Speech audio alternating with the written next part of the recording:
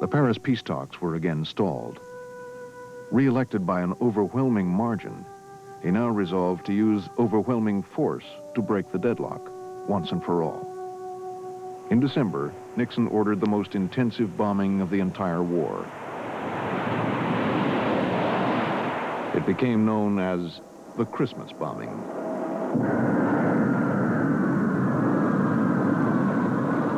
The raids went on for 12 days. Ignoring the pleas of his closest aides, Nixon gave no public explanation for his action. He thought it was diplomatically vital that he make this look as cold an operation as possible, and so he would not explain it. He held himself apart up on the mountaintop in Camp David, knowing that his silence would make it more effective. The New York Times denounced what it called Nixon's Stone Age barbarism. The massive, unexplained destruction alarmed even his loyal supporters. You were quoted recently as saying that the president had taken leave of his senses. I feel that he's done things here that a reasonable man would not have done. And I can't find an explanation for it. The bombing stopped. The controversy subsided. And shortly thereafter, all sides returned to Paris. Nixon believed the Christmas bombing had driven Hanoi back to the bargaining table. 2 weeks later, in a quiet ceremony, they signed an agreement. Nixon's critics charged he could have had the same terms months before.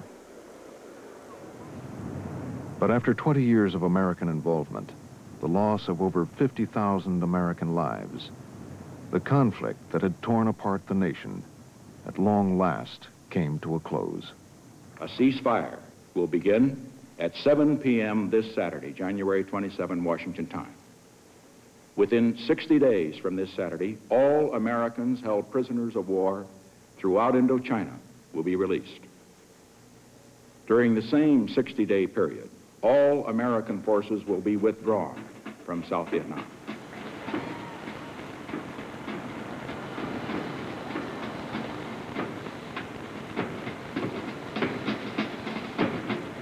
In Vietnam, the fighting later resumed, but in America, the weary troops and the prisoners of war were finally coming home.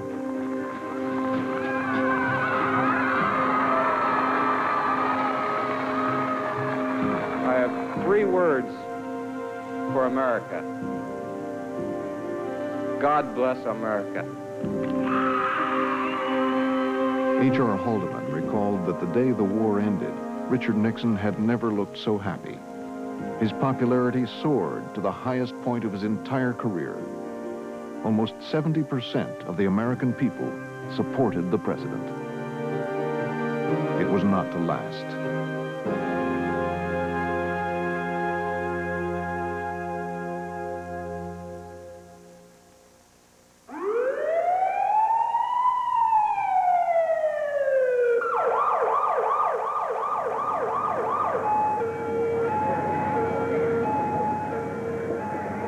One month before the Watergate burglars went on trial, a 737 crashed in Chicago. Among the dead was Dorothy Hunt, wife of Watergate burglar Howard Hunt. Her purse, found in the wreckage, contained $10,000 in cash.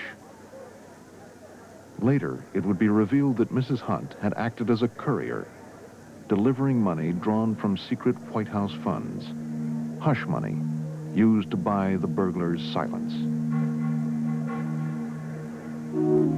From the moment they were caught, the burglars lied to conceal their ties to the White House. Questioned by the FBI, G. Gordon Liddy, who'd planned the burglary, and James McCord, former CIA agent who'd helped to carry it out, insisted they had acted on their own. So did the president's men. Nixon's campaign manager and former Attorney General, John Mitchell, who had approved the break-in, denied responsibility. The president's chief of staff, H.R. Haldeman, authorized hush money payments totaling more than $350,000. The president's domestic advisor, John Ehrlichman, lied to the FBI and grand jury investigating the break-in. The president's counsel, John Dean, withheld evidence, coached witnesses, and monitored the FBI investigation. The cover-up was holding, but by early '73, it was consuming the time and attention of Nixon's closest aides, Haldeman and Ehrlichman. By February, John Dean had assumed more responsibility for managing the cover-up. He began to meet frequently with the president. When I first started dealing with the president, my first concern was whether I should even be dealing with him on this, because I felt that not only had I been compromised, I thought Haldeman, Ehrlichman, Mitchell, all of us had, because by now I didn't have to be a criminal lawyer. I knew we were in the midst of something bad. I mean, this is a cover-up. There is no doubt in my mind. Nixon noted in his diary, "I'm glad that I'm talking to Dean now rather than going through Haldeman or Ehrlichman. I think I've made a mistake in going through others when there is a man with the capability of Dean I can talk to directly." Both Nixon and Dean sensed growing danger from Capitol Hill.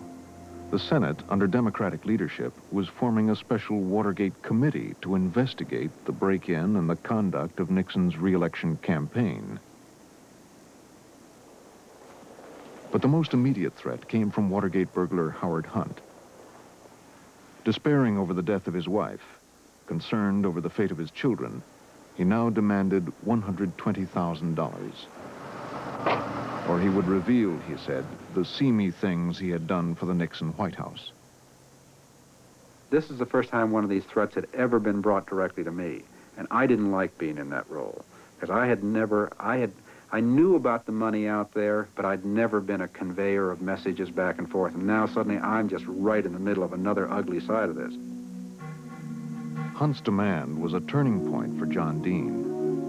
The White House could no longer control the cover-up. On March 21st, a worried Dean tried to persuade Nixon to end the conspiracy.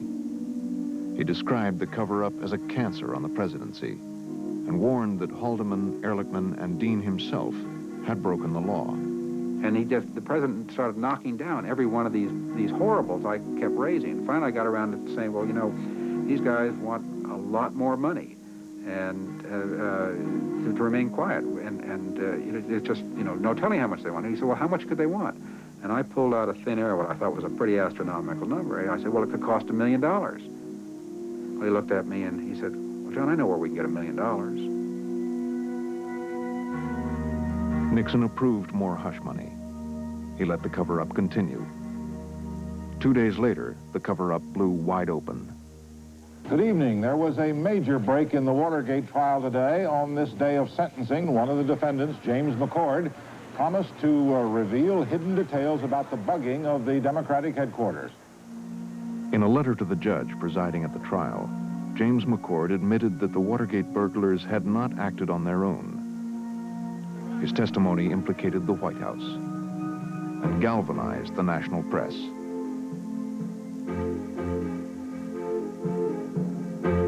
Even before McCord's letter, Nixon had ordered John Dean to write a report that would exonerate the White House of wrongdoing. The president asked him to reduce his understanding of the whole problem to writing.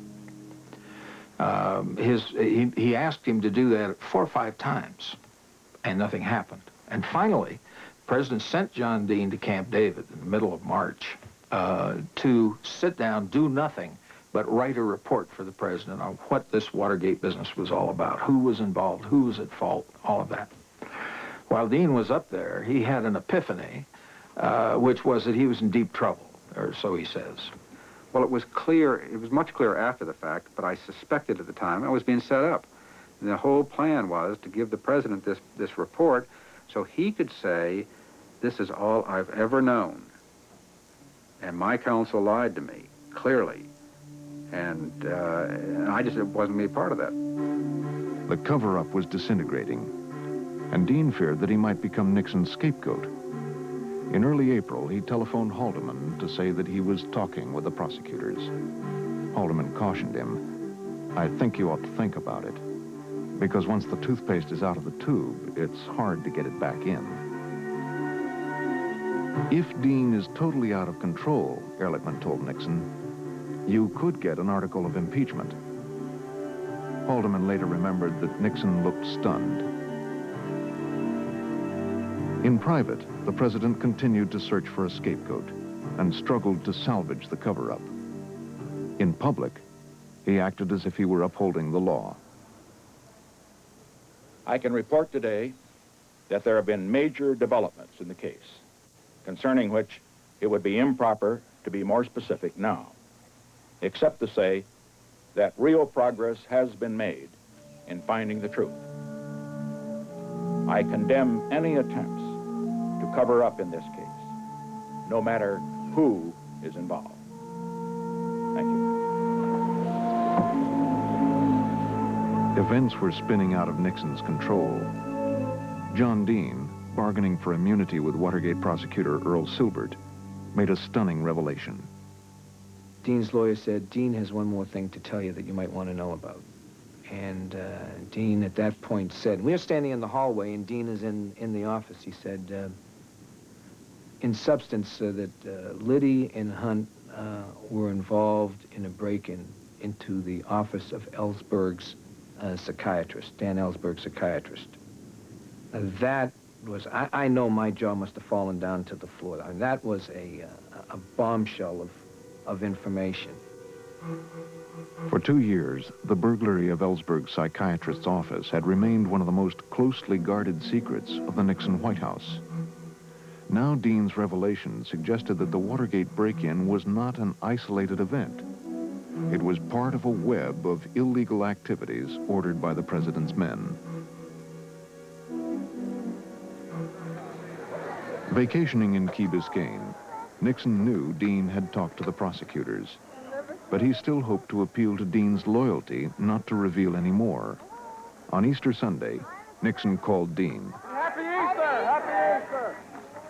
And he said he'd been out with the family to Easter Sunday or what have you, and he said, I want you to know, John, you're still my counsel. And I thought to myself, DS, you know, this is, I'm about as close to being his counsel now as the man on the moon. And it was just, he just was keeping little feelers out there, and but I made it pretty clear to all the word I was putting back to everybody. I wasn't making any deals. I wasn't interested in any deals. I think Nixon hoped that he could make a bargain with Dean and say, in effect, you have to protect your president. But the much stronger voice that Dean was hearing was the prosecutor saying, boy, I'm going to nail you to the wall unless you give me all the dirt. As Dean and other aides scrambled for immunity, rumors swirled about the White House, coming ever closer to the Oval Office. In April, accusations against Haldeman and Ehrlichman dominated the headlines. The two men had protected the president, guarded his privacy, shared his ambitions. But now Nixon would sacrifice his closest aides. The last Sunday in April, he summoned them to Camp David. The first thing he said to me was, when I went to sleep last night, I prayed that I would not wake up this morning. And he began to really cry. He began to really cry, and I didn't know what to do, because I had just never seen him out of control this way. He finally said, basically, the words have gone, I've forgotten. I went back and made very careful notes so that somewhere I have notes of this conversation. But the gist of it was that the accusations were so serious that he couldn't keep us on. He thought maybe we could stay on, Bob and I, as on a leave of absence or some such form, but he saw that he had to cut it off, that he was going to fire Dean at the same time. He was going to fire the Attorney General at the same time. At some point, he asked me if there was anything that he could do for me. I said, yeah, I'd like you to explain this all to my kids, because I'm having trouble explaining to them why you would do this. And he didn't respond to that. So we ended up in a hug. We hugged each other, and I could see that he had said everything that he could, and that was the end of it.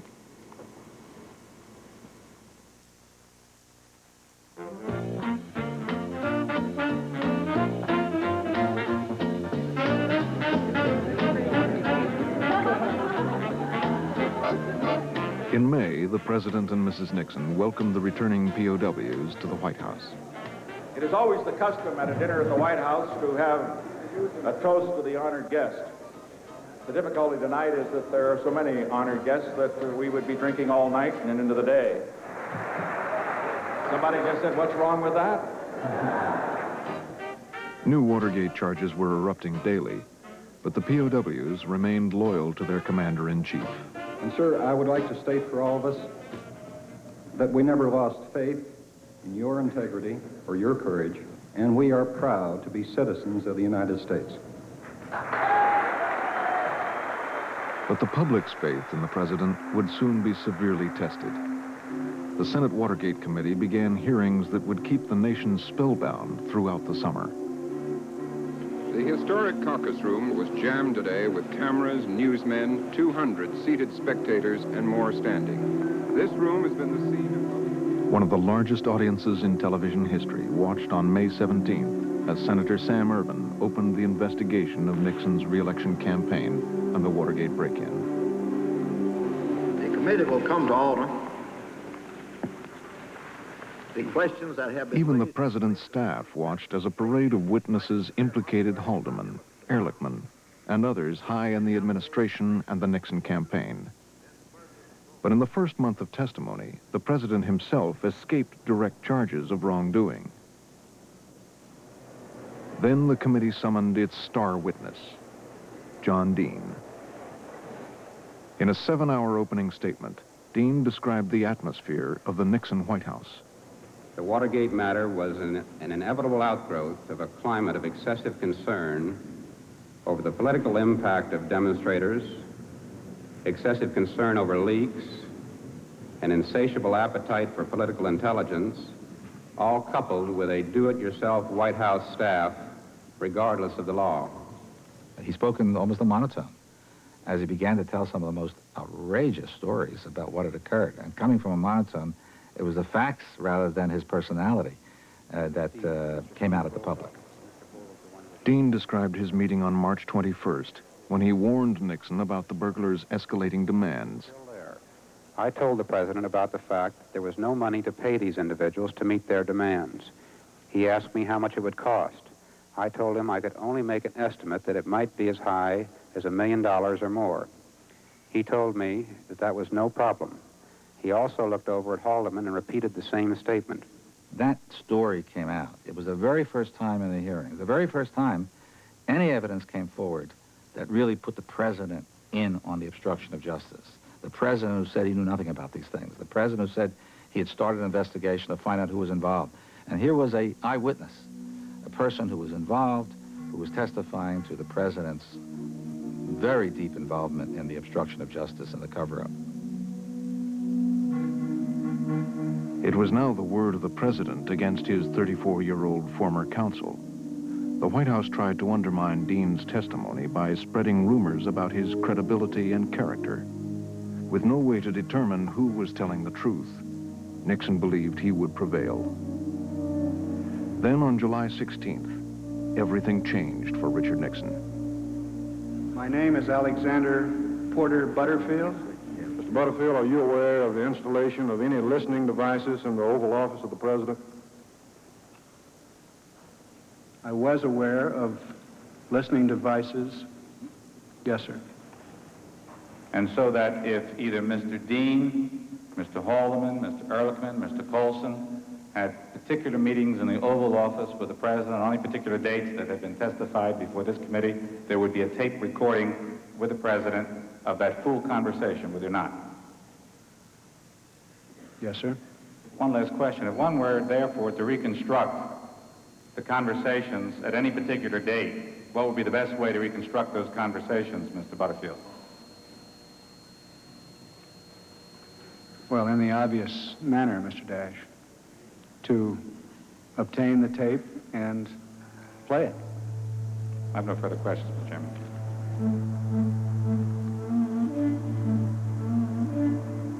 Nixon was in the hospital with viral pneumonia when he learned about Butterfield's testimony. He wrote on a bedside pad, should have destroyed the tapes after April 30th.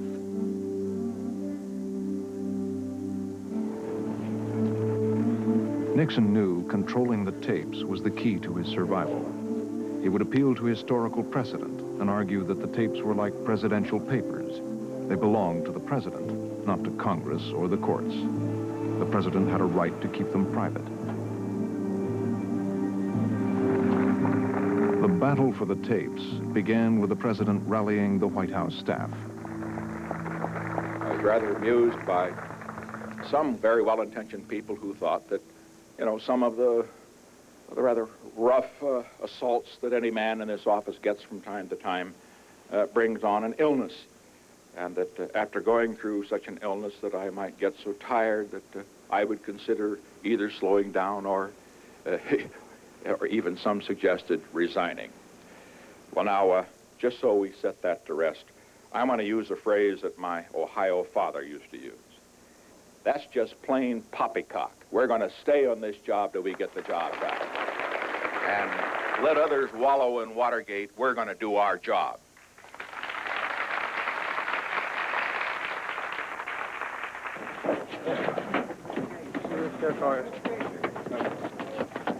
The continuing investigations placed new pressures on the White House. The Watergate Committee issued a subpoena for the president's tapes. Nixon refused to comply and risked being found in contempt of Congress. But even that was not his biggest concern. My own judgment. Pressured by Congress, Attorney General Elliot Richardson agreed to appoint an independent special prosecutor. He chose Archibald Cox and gave him sweeping powers to investigate the Nixon White House. What if this trail leads into the Oval Office at the White House? Well, as I replied then, the trail should be followed wherever it leads. Nixon later described Cox as the partisan viper we had planted in our bosom.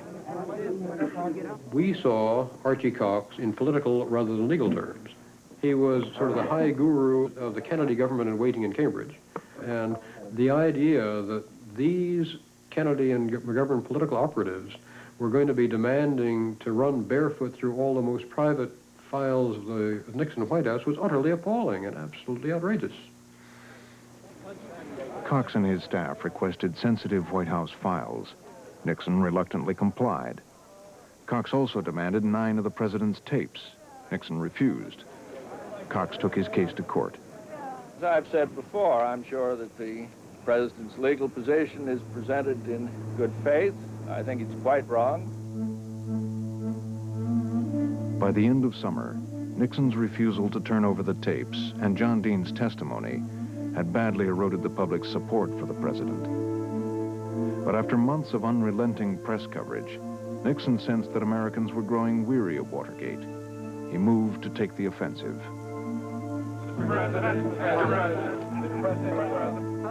For the first time in 14 months, Nixon held a televised news conference and tried to turn the persistent questioning to his advantage. At any time during the Watergate crisis, did you ever consider resigning? And would you consider resigning if you felt that your capacity to govern had been seriously weakened? And in that connection, how much do you think your capacity to govern has been weakened? The answer to the first 2 questions is no. The answer to the third question is that it is true that as far as the capacity to govern is concerned, that to be under a constant barrage, 12 to 15 minutes a night on each of the 3 major networks for 4 months tends to raise some questions in the people's mind with regard to the president, and it may raise some questions with regard to the capacity to govern. The point that I make now is that we are proceeding as best we know how to get all those guilty brought to justice in Watergate. But now we must move on from Watergate to the business of the people. And the business of the people is continuing with the initiatives we began the first administration. Just a moment. We've had 30 minutes of this press conference. I have yet to have, for example, one question on the business of the people, which shows you how we're consumed with. I'm not criticizing the members. But events overwhelmed the president's counteroffensive. In a scandal unrelated to Watergate, Nixon's vice president, Spiro Agnew, was under investigation for bribery, tax evasion, and extortion. Gentlemen, I believe you've all received copies of the prepared statement that I read to the court. On October 10th, Agnew pled no contest to tax evasion and resigned. Agnew's departure made Nixon more vulnerable. Unlike Agnew, his new vice president and potential successor was popular with Republicans and Democrats alike. Our distinguished guests and my fellow Americans, I proudly present to you the man whose name I will submit to the Congress of the United States for confirmation as the Vice President of the United States, Congressman Gerald Ford of Michigan. On Capitol Hill, Gerald Ford was already seen as a viable alternative to the president himself.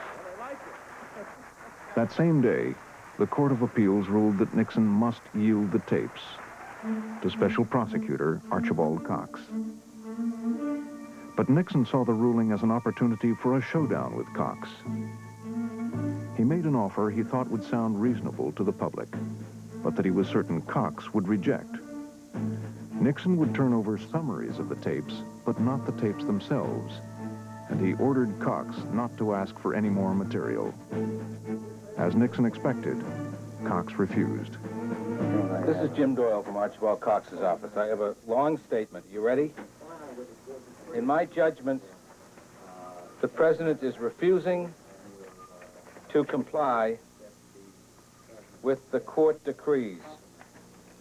I think it is my duty to bring to the court's attention what seems to me to be non-compliance with the court's order. Within hours, Nixon ordered Elliot Richardson to fire Archibald Cox. But Nixon had miscalculated. Richardson refused. And he said, "You realize, Elliot, that